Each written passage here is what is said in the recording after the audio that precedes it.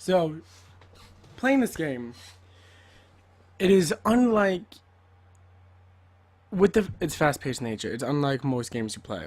Most games you end up playing goes for this gritty realism, and this one just goes, "Hey, have some fun. Fuck the reason why you're here. Punch that if you don't agree with it, and let's go have some fun." I am of course talking about Doom 2016, and with Doom Eternal coming out, I figured it was time I tell the tale of how I platinum Doom. Now, I had never played Doom before. Playing it on the channel was my first toe into the Doom world. And I decided that I'd go back after it. Once I finished the game on the channel, I decided to go back after it and kind of go through. Because at that point I didn't have really a lot left going on. What I did have was just kind of there to do. And just a little bit of grinding and would have gone in and out. And with the gameplay being as absolute mental as it was, I had no problem jumping back into the suit and finishing the job. Unfortunately, it wasn't until after I decided that this was going to be my next platinum after finishing on the story, finishing its story time, that there was actually a glitch on one of the trophies. Now, at this point, I was like, you know what, it's super frustrating, but a glitch is a glitch, and it's not going to break my game. It's not going to break my enjoyment of it. If anything, I'll just start a new save file and I'll do the one thing.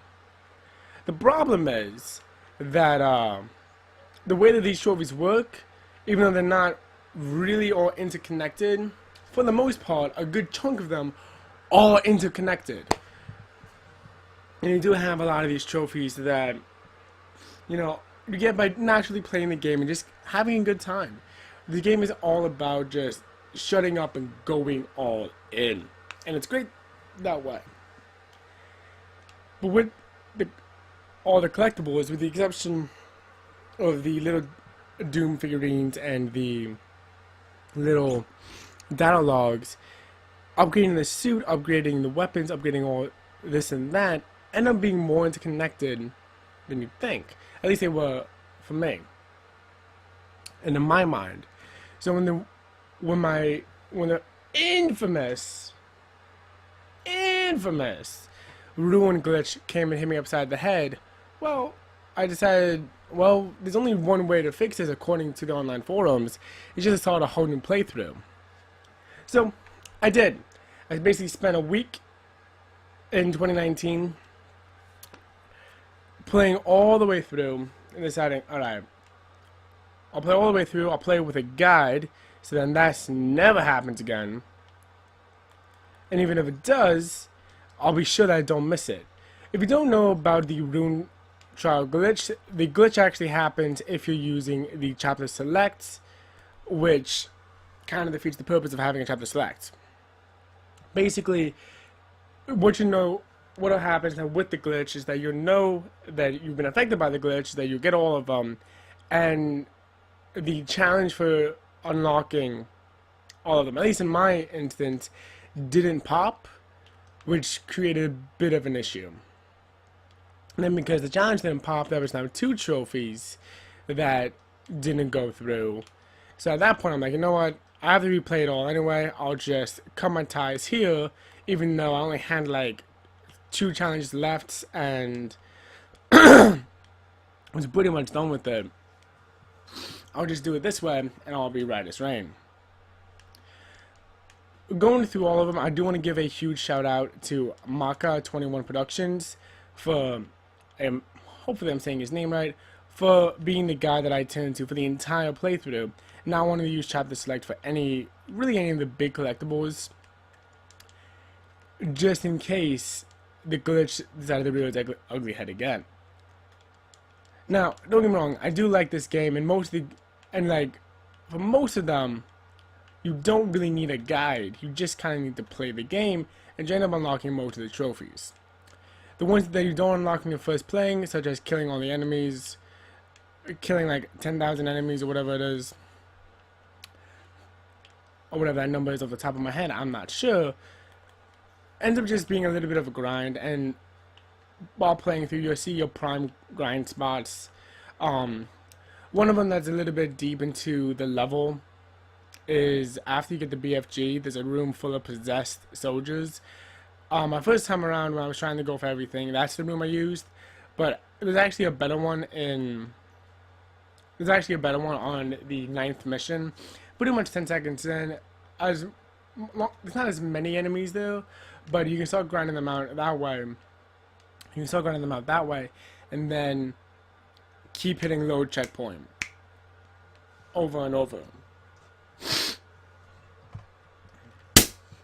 So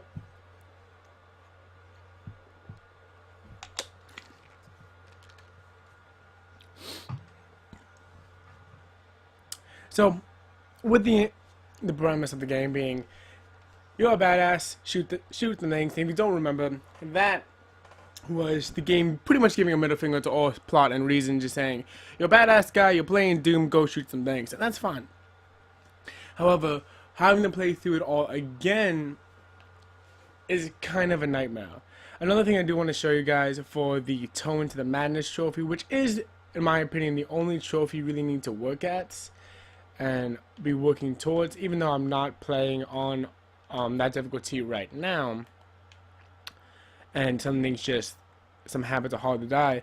I'm gonna show you how you can kind of get through that. For the most part, there are better videos online that you can do if you're actually watching. If you have a PSN profile account, which I use for a lot of my guides, there's an excellent one there that I actually clicked on and watched all the way through to kind of get us through there, which was really fun. But with the exception of that trophy, none of the trophies are really hard or demanding of you. They're pretty much just like, hey, have a good time, enjoy our game. You do get the feeling though, now that Wolfenstein 2 is out, that A Toe into the Madness really was just them testing the waters to see what was the level of crazy bullshit they can get away with before the fans were like, alright, how about you don't do this? If you don't know what I'm talking about, Wolfenstein 2, there's a trophy for playing the entire game on the hardest difficulty, which a single death will set you back to the start of the game. While the same mode is here and it is only there for those who really like to hurt themselves, you only have to complete this mission I'm currently on to get the trophy, the Toe into the Madness trophy, which is really nice, especially because this is a pretty decently short level and it's nothing too crazy, and it kind of keeps it going. I'm sorry for all the sniffles. I am a little bit congested today as I record this, and of course, like, there's no time like the present to record these videos. So as we kind of keep on moving on, we're gonna bounce up here. That's the first secret of this level, even though I'm not gonna be showing you all of those. Figured I'd show you that one just because it's fun. These guys are actually really cute. They're actually what the pop figurines are based off of, which I really love. But more on that whole shebang on another video. Alright, so what you want to do to get this Toe in the Madness trophy, what I would recommend doing first, before anything else, killing all the enemies over here, just so that you don't accidentally get screwed over for the lack of a want to be nice about it. I did try it a bunch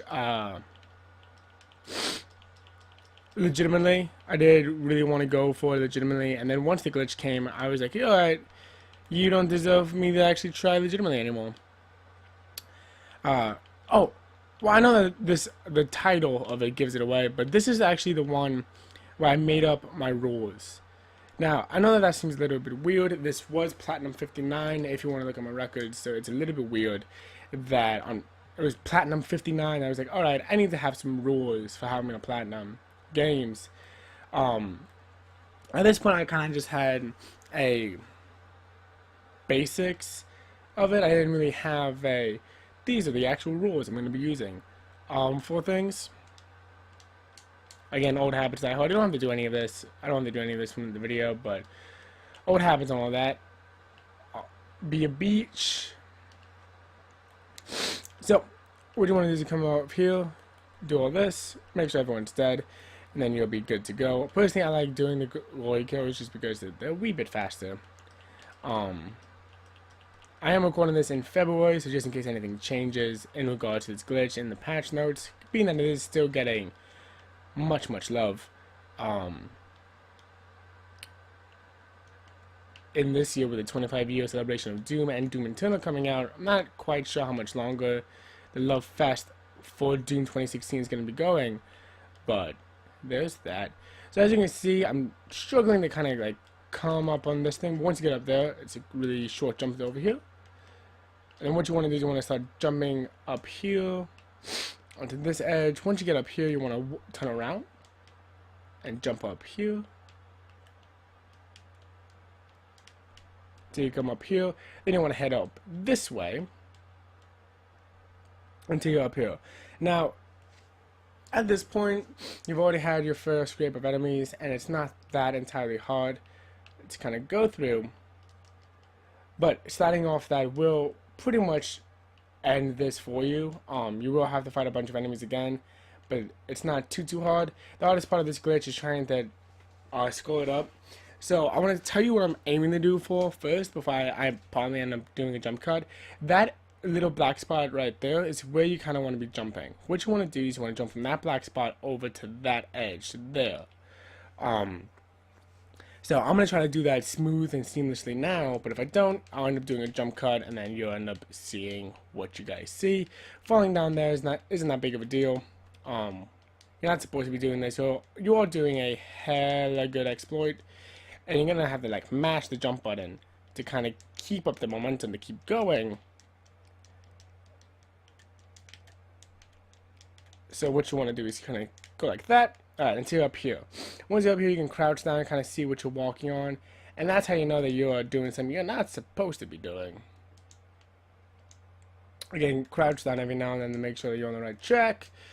And I just fell through, so that's pretty much a non-starter. But what you want to do is that patch on the right side that I was walking on, walk on that all the way to get down to the main buildings in the background. It's going to take you all the way over there. Jump on top of the roof and then keep on the roof until you follow the checkpoint exploit place. That makes sense? The words I'm saying make sense? You see that little diamond thing? You'll be able to walk pretty much right up to it on top of the roof. Without too much difficulty, but getting up there is half the journey. Once you actually walk over there, you'll be right as rain. This is again only for the I'm going the wrong way, for the Tone to the Madness trophy.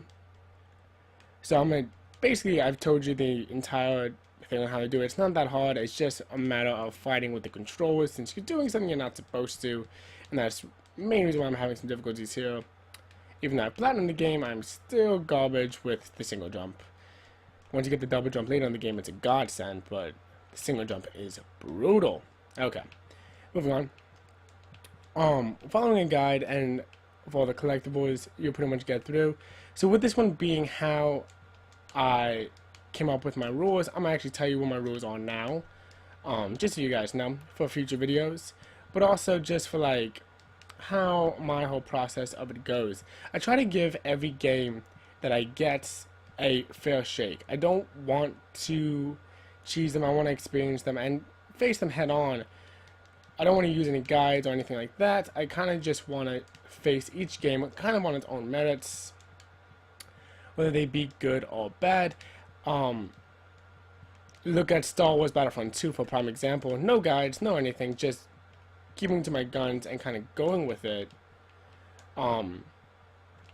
Because I do want to give each game their own thing. So, if the game, however, is glitchy and or broken in any way or glitches out, then pretty much all the rules go out the window. I am going to use every exploit imaginable, because at that point I've given you my money and you haven't been, and even though it is a little bit harsh and mistakes do happen, in my mind it's like, alright, you gave me clearance by not having all your systems work to exploit all the systems, which you might disagree with you, but you know, if I'm going to be shelling out $60 for everything, you can make sure that everything works.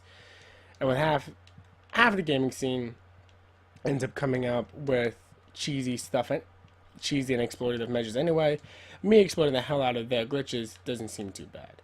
And a lot of times you have these indie games that don't really have those kind of problems. So my challenge has been thrown. But no, the only time I end up using a guide or anything like that is when one of three things ends up happening. One, the game glitches out, and I am kind of like forced to, for lack of a better phrase, to kind of just figure out what went wrong. If it seems like what I'm trying to do or what the trophy is pointless for padding purposes, I'm looking at you, treasure chest from Kingdom Hearts. Even though there are very few Kingdom Hearts games you can actually look up a video guide for. Mainly just because when those games came out and the gaming scene from there. But pointlessly padding gets guides just because I'm like I got games to play, dude. I don't want to just spend all this time looking for a treasure chest or some pointless little collectible that doesn't really do much. Or if the trophy in question for boosting purposes seems to go against the game's actual nature. A perfect example of this is the Where'd They Go trophy from Dead by Daylight. So the way you're supposed to play that game is with no communication between anyone, not between your teammates, and not with anything. They really fully get into the survival horror aspect of the game. However, that trophy requires you to get 4 people with all the right materials. It took me a little longer this time. With all the right materials to come together and essentially not have the killer kill any of them, all get through a door, the trap door, which on its own is pretty darn difficult on its own right.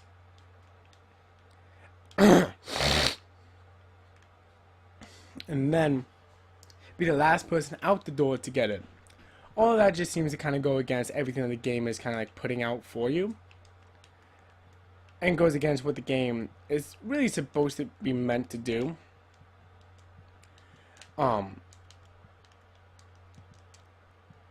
So with that one I boosted just because it seemed to go against the very nature of the game itself, so I didn't feel all that bad.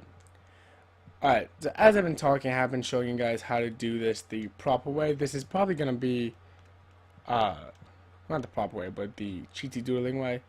This is one of the hardest kind of segments right here, is to do that. Climb up right over here.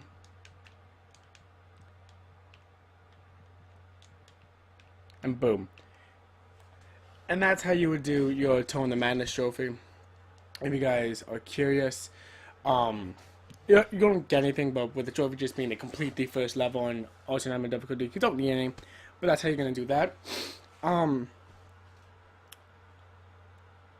the rule, so boosting, I covered the boosting rule, covered the glitch rule, and I covered the padding rule. But those are pretty much my only real rules. I do want to try to, so with this one being that, I do want to try to keep everything fair, but this was definitely the game was like, alright, no, I need to not just have them be excuses, I need them to be like, these are the actual rules and how I'm going to go completing and platinuming games from here on out. But that's about all I have to really talk about. You know, you don't really need a guide. I would highly recommend using one if you just want to do one playthrough, just to be 100% safe from the ruined glitch. If you have any questions, leave them in the comment section down below. I'll be sure to answer them as best I can, depending on how much I remember at that given time. So there's that. And yeah, I really loved this game. I'm not gonna lie, it was a great game. It was a fun time. And if it wasn't for that glitch, I'd say that it was a perfect first-person shooter experience. You feel like a macho man, you end up having a bunch of fun, and you're just shooting guns, bang bang, motherfucker. And it's a great time. And unfortunately, that glitch really set me back and chopped a lot of my enjoyment out of it, having to play through it basically a third time after counting all the times I did mission select and the original playthrough, and then the third playthrough of doing everything 100%, pretty much nullifying my first two, which was annoying. But with all that said, I am going to show you guys the platinum trophy, give my rating, and we'll call it a day. Alright? Alrighty, so this is going to be your platinum trophy. It's nothing too fancy. It's just the word Doom with some background back flesh consumed is what it's called. It's an ultra rare 1.4, which makes me look real good. On PSN, I believe it's rocking like a 12, I believe is what it was. Yep, a 12.39, which isn't that bad for PSNprofiles.com. That's typically what you see a actual video game go with. What I mean by that is like not like a shovelware, like an easy give me platinum. So all in all, it's not bad. That is currently how you do the Toe in the Madness glitch as of February 2019. So hopefully that's kind of gives you covered for everything. Thank you guys for watching. If there's a game you want me to platinum next, let me know in the comment section down below. And I'll see you guys next time.